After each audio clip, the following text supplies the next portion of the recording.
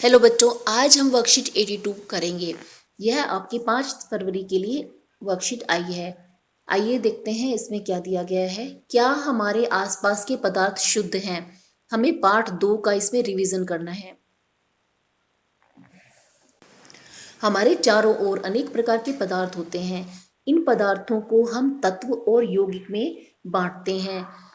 और तत्व कितने प्रकार के होते हैं? धातु, उपधातु और अधातु। आज हमें इसी के बारे में पढ़ना है। तत्व का क्या अर्थ होता है? तत्व वह पदार्थ है जिसे रासायनिक प्रतिक्रिया द्वारा सरल पदार्थों में विभाजित नहीं किया जा सकता। इससे आप यह समझ सकते हैं कि तत्व किसी पदार्थ का वह छोटे से छोटा रूप है जिसे और ज्यादा टुकड़ों में हम नहीं तोड़ सकते हैं।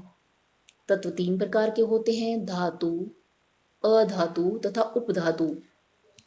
यौगिक किसे कहते हैं? जब 2 या 2 से अधिक तत्व किसी नियत अनुपात यानी फिक्स्ड रेशो में कंबाइन होते हैं, जुड़ जाते हैं, संयोजन हो जाते हैं तो यौगिक बनता है। जिस प्रकार जल बनता है हाइड्रोजन तत्व और ऑक्सीजन तत्व के संयोजन से, परंतु यहाँ पर 2 हाइड्रोजन और 1 ऑक्सीजन संयोजित होता है। इसका मतलब यह है कि यहाँ पर अनुपात 2:1 होता है। तो इस प्रकार से जब एक फिक्स अनुपात में, एक निश्चित अनुपात में कोई तत्व आपस में मिलकर कोई नया पदार्थ बनाते हैं तो इसे हम यौगिक कहते हैं। इसी प्रकार carbon dioxide gas CO2, methane CH4, नमक NaCl। आइए हम धातु, उपधातु तथा अधातुओं के गुण पढ़ेंगे। धातु किसे कहते हैं? धातु वे पदार्थ हैं या वे तत्व हैं जो चमकीले होते हैं। जिस प्रकार चांदी, सोना, ये ताप तथा विद्युत के सुचालक होते हैं, अर्थात इनमें से आसानी से विद्युत आर पार आ जा सकती है। इनके हम खींच करके तार के रूप में इनको बना सकते हैं, इसीलिए इनको हम तन्य कहते हैं। यदि इन्हें किसी भारी वजन से पीटा जाए तो ये चादरों के रूप में परिवर्तित हो जाते हैं, इसीलिए इनको हम अघातवर्तीय कहते हैं। पारा धातु एक एक्सेप्शनल केस है जो कमरे के तापमान पर भी एक द्रव के रूप में रहता है, नहीं तो सारी धातुएं ठोस होती हैं। नेक्स्ट हमारा है उपधातु। उपधातु क्या होता है? ऐसे तत्व जो धातु और अधातु के बीच के गुणों को दिखाते हैं उन्हें उपधातु या मेटेलॉइड कहते हैं। जैसे बोरोन, सिलिकॉन, जर्मेनियम। ना तो ये धातु के रूप में पूरे गुण दिखाते हैं ना अधातु के, इनके गुण दोनों के मध्य के होते हैं। अधातु किसे कहते हैं? ऐसे पदार्थ जो विभिन्न रंगों की होती हैं। अधातुओं में ज्यादातर गैस होते हैं, जैसे कार्बन, नाइट्रोजन, ऑक्सीजन, सल्फर। ये ताप और विद्युत की कुचालक होती हैं। ये चमकीली तथा प्रतिध्वनिपूर्ण नहीं होती, यह आघातवर्धक भी नहीं होती। अब हम यौगिक तथा मिश्रण के बीच में अंतर देखेंगे।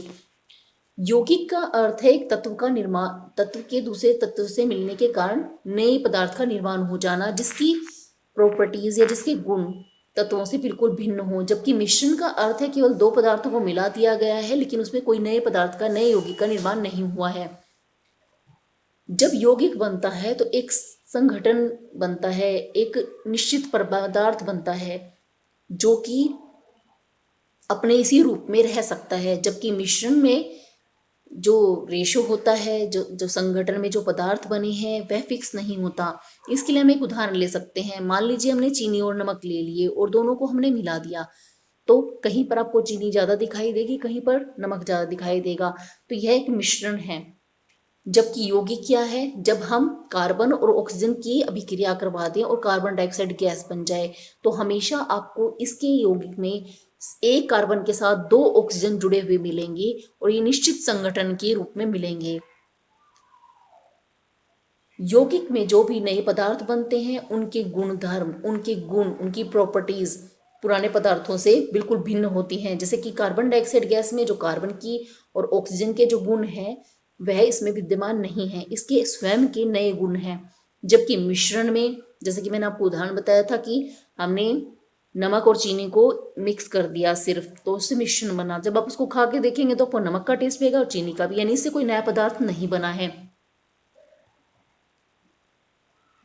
यौगिक में जो पदार्थ नया यौगिक बना है उसे रासायनिक प्रक्रियाओं या वैद्युत यानी विद्युत की सहायता से ही हम उसको अलग कर सकते हैं। अगर हम कार्बन डाइऑक्साइड में कार्बन ऑक्सीजन को अलग करें तो यह आसान कार्य नहीं है। इस कार्बन और ऑक्सीजन के बीच बने हुए आबंध को तोड़ने के लिए हमें कोई रासायनिक अभिक्रिया करनी पड़ेगी, जबकि मिश्रण को हम सुगमता से आसानी से अलग कर सकते हैं। जैसा मैंने यहाँ पर उदाहरण लिया था, तो चीनी और नमक में, तो हम इसको छलनी से छान लेंगे, दोनों अलग हो जाएंगे। निम्नलिखित प्रश्नों के उत्तर दीजिए। निम्न को तत्व, यौगिक और मिश्रण में वर्गीकृत कीजिए। मैं आपको तत्वों के नाम बता रही हूँ। सोडियम, चांदी, टिन, सिलिकॉन, कैल्शियम, ये सभी तत्व हैं। यौगिक: